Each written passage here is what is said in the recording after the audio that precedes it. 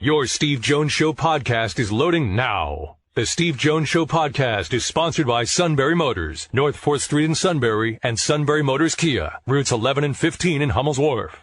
Hey, you too, big guy. What's going on? Not too much. I'll be honest, I feel like I'm talking to a person that neither one of us were surprised by anything and how it played out this week. I think that would be fair to say. I think that's a fair characterization of the situation. Yes. Yes. All right. This is when I was on Sirius earlier today, and I got asked about this. Mm-hmm. And I said, James Franklin has spent his 8 years here in a world where people always characterize the grass is always greener on the other side of the fence. I've said that for 8 years I've watched James Franklin try to make the grass on this side of the fence the greenest he can possibly make it, and that's what he's continuing to do. That's how I characterize it. Is that fair? I think completely, 100%. I mean, look, he is a person who it's kind of difficult because we're always framing things in the context of football, which is important, obviously, right? He's the head coach of a football program. However, college football is not like anything else in athletics. Legitimately, I've been thinking and spending a decent amount of time thinking about this. There is no other sport that compares in terms of the breadth of the operation, right? You've got 125 players. You've got dozens and dozens of staffers, right? So you have assistant coaches, but there is this huge ecosystem that surrounds what you're doing operationally. And so his expertise is in that, right? Is in how organizations should run. And so a lot of what he has done in his time at Penn State, and he's been doing it since the very beginning. This is the most frustrating thing for me to see is this, this narrative and this notion as though talking about facilities improvements and resources and all of these different things as being a recent phenomenon. It's not. It is not. He has been talking about these things as being necessary for Penn State to compete at the highest level since he arrived at Penn State. That was 2014. And the kicker to this is that Bill O'Brien was saying the exact same stuff in 2012 and 2013. So you understand, and in the context, when you take out the fan side of things, the passion side of things, and you just look objectively at what Penn State as a football program is, this is not a knock on Penn State to say this, but there's work to do. There are steps to be taken to get to that point. Which Sandy Barber, Scott Sidwell, and the Board of Trustees also do realize because they've approved a lot of this stuff. Correct. It's not as though there is this deep-seated resistance. I think that there is an element of education that's necessary, right? Just people not really understanding. People just not really seeing what the landscape of college football looks like at this level outside of Penn State. And a lot of that has to do with the guy that was at Penn State for 46 years prior to all of this, right? The things that Joe Paterno wanted to do and the things that Joe Paterno did do and how he operated the program, especially towards the end, was not like some of the trends that were happening in the game at that time in terms of resource distribution toward and prioritization toward college football. Well, I mean, but everything's also changed along the line. It's a completely different landscape now than even 15 years ago, and that's what. And when you have a changing landscape, you have to adapt to that changing landscape, and that's where a guy like James Franklin comes in because he's been trying to look at best practices. Look, I'll admit, I have an advantage over all of you for this reason. And believe it or not, it's not what you think it is. It's basketball. Mm-hmm. So when I go into a basketball game in Alabama, I've got time to see their facilities. When I do an NIT game at Notre Dame, I can go over and see their facilities.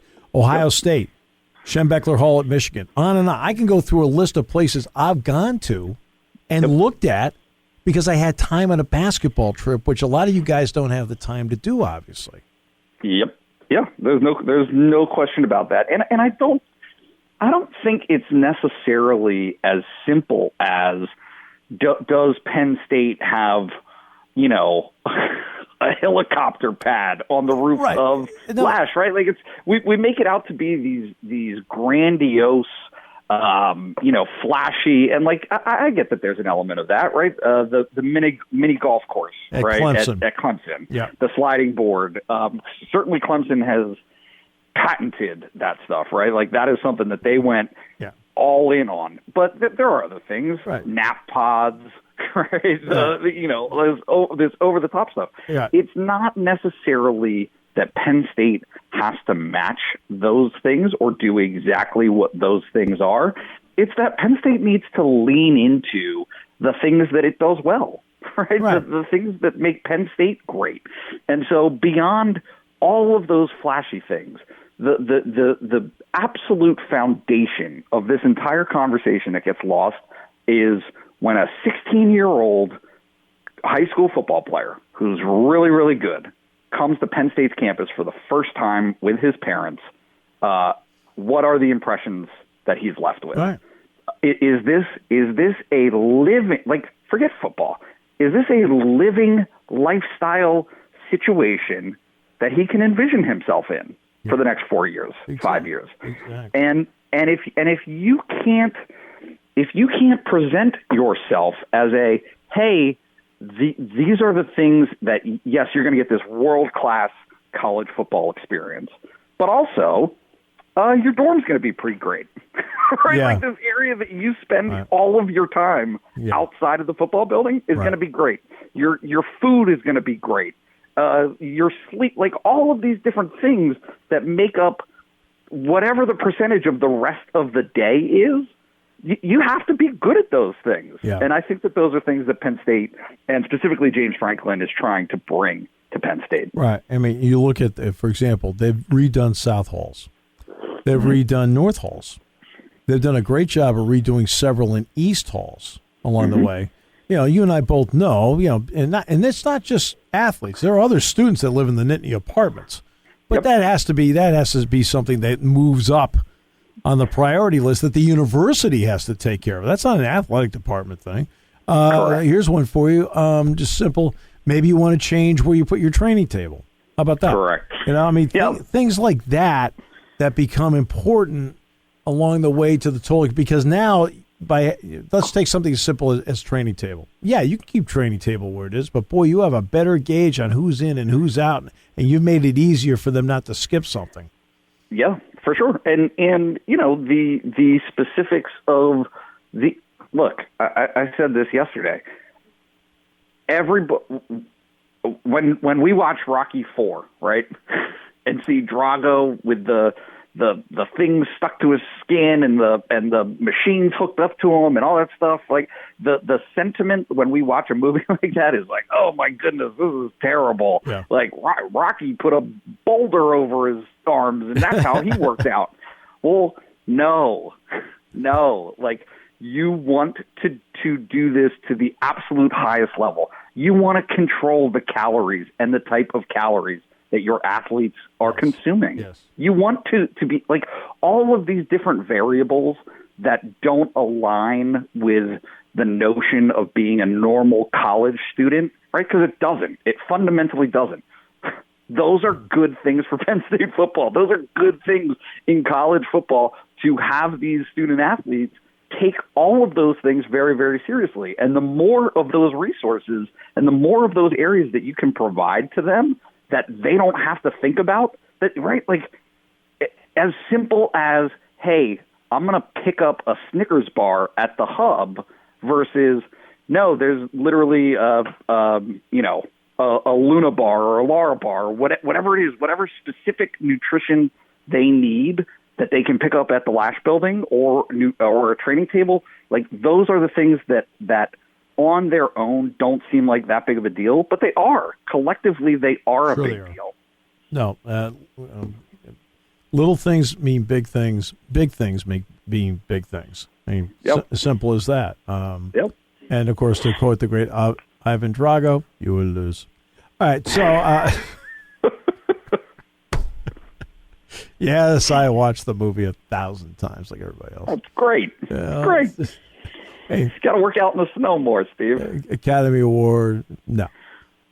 Climbing some mountain. I think that was in just outside of Vancouver. Yes. Mm-hmm. I wish I was you. Then he gets in the ring. I'm glad I'm not you. So, Paul, you can't put a price on Paulie. You just can't. So now they've gone through this. He did a great job, by the way, of not only keeping his team informed, but also the recruits informed. Yeah. And you and I both know that what they're signing on December 15th has a chance potentially be terrific. Yeah. And 23 could be even better. Yeah.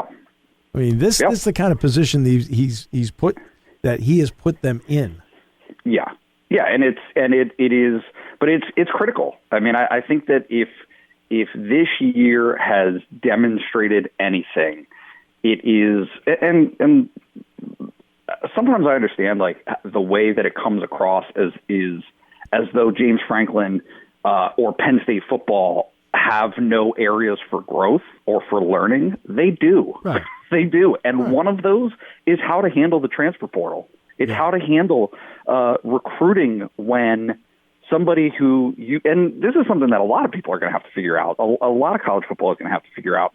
How do you handle it when the person who you've devoted time and resources to, in a Will Levis, for instance, bails on you and leaves? And through like nobody would blame Will Levis for wanting that opportunity, and he's made the most of it. But as a program, the way that you move forward, it is extremely important that you figure out how to handle that so that you're not in a situation like Penn State was this season, in which really you can point very clearly at two games as probably being cost at an unpreparedness for that situation. Yeah. And so that's there is absolutely a lot of things that should be seen as positives for Penn State football right now. And I absolutely think that the recruiting class that is coming in right now in a couple of weeks here is a big, big, big part of that. Finally, I'll bring up this. I think that there has to be a realization at some point that if you really look at the history of the major programs in this country, and I know for some odd reason, I think I've looked into it. Okay. No. For me? Not you. No, not me. I don't take the time to do that stuff. You'll see incredible gaps in between great success and some and mediocrity with several coaching changes in between. And I can get to Michigan, I can get to Texas, I can get to USC, I can get to Alabama pre-Saban. Okay, on and on I could go. Okay, Notre Dame till Brian Kelly got there and stabilized. Look at Notre Dame since Lou Holtz. Same thing. I think there is something to be said for the right person, the right time, and you have to understand that you've got the right person, and I think Penn State has.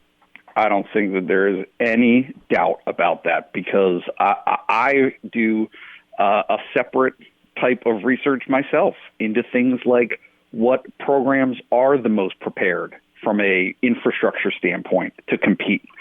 And you look at the ones at the top and you see Ohio State and Alabama and Clemson, right? Like they have all of the possible tools that you could ever want are in the kitchen, right? Mm-hmm. And then you look at some of the other ones that are also in that space. South Carolina, Texas, right? Like these programs who have invested quite a bit into that realm. And what is the hang-up to them achieving success? It's that there's no patience for this stuff to actually play itself out.